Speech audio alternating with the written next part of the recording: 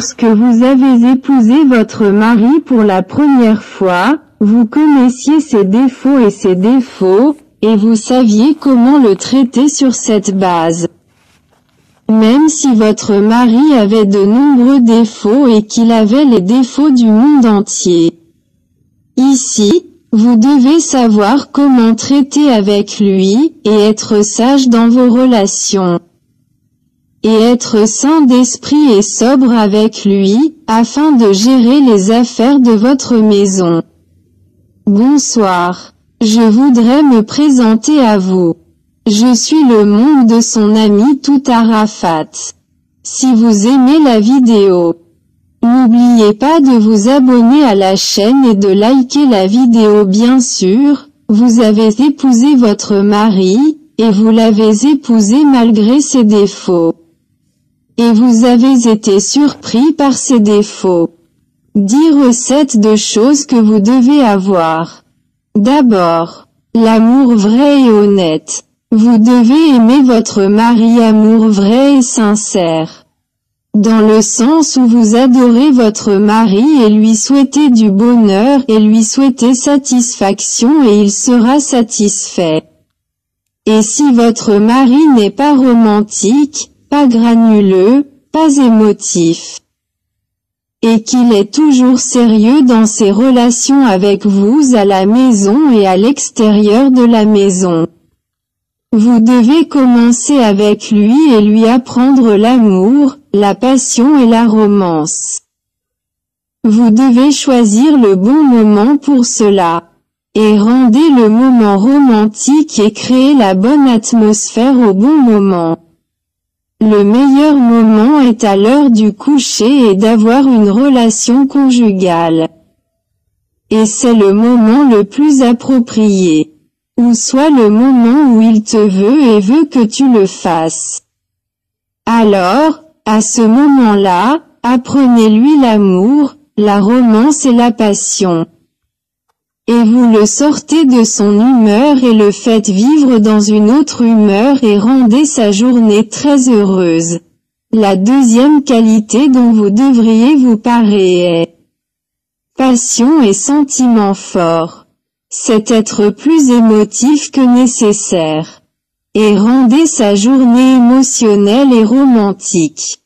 Et vous devriez lui parler d'amour, de passion et de romance. Et si votre mari avait peur de moi ou vous traitait sèchement, petit à petit, rendez-le émotif, romantique, aimant et proche de vous. La troisième qualité dont vous devez vous parer est la sagesse et la raison. Vous devez être sage et saint d'esprit dans les affaires de votre foyer et dans votre comportement avec votre mari.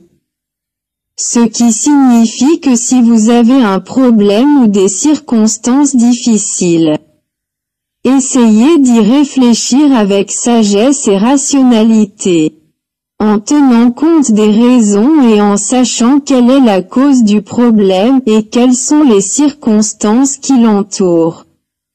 Et savoir comment résoudre de tels problèmes et circonstances.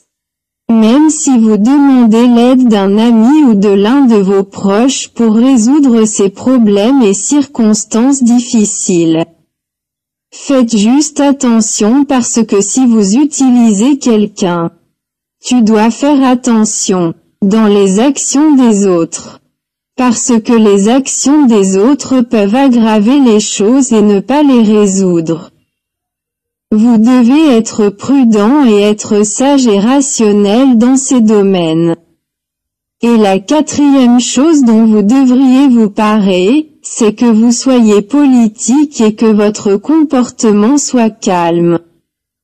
Pas rapide et imprudent, et pas émotif et nerveux. Si votre mari a eu un problème dans son travail ou sa vie sociale, dans ce cas, faites en sorte que votre mari soit un politicien et qu'il soit calme et sobre, afin de pallier ces problèmes.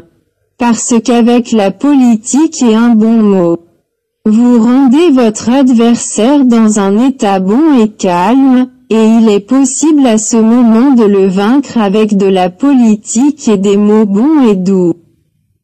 Et ainsi vous contrôlez son tempérament et son style fanatique. La politique en soi est une belle caractéristique dont la plupart des gens se parent. Sans politique, la vie serait fanatique et aurait de nombreux problèmes. Et la politique conjugale est l'une des choses les plus importantes pour faciliter les affaires du mari et de la femme et pour que les affaires conjugales se déroulent de manière naturelle, romantique et calme. La 5e chose dont vous devriez vous parer est la force et la patience. Vous devez avoir de la force et de la patience. Et motiver votre mari à être fort et patient avec les problèmes et les tribulations qui existent dans la vie. Que ce soit dans la vie professionnelle ou dans la vie familiale. Sens. Nous supposons que vous et votre mari avez été affligés d'un désastre dans votre argent et vos enfants. Alors, quelle est la solution? Par exemple, si votre mari était propriétaire d'une grande entreprise, et que soudain une épreuve lui est venue de Dieu et un malheur pour son entreprise, et qu'il a tout perdu dans l'entreprise. Pour de telles choses, vous et votre mari devez être forts et avoir assez de patience pour supporter l'affliction. Afin de surmonter l'affliction avec force et patience.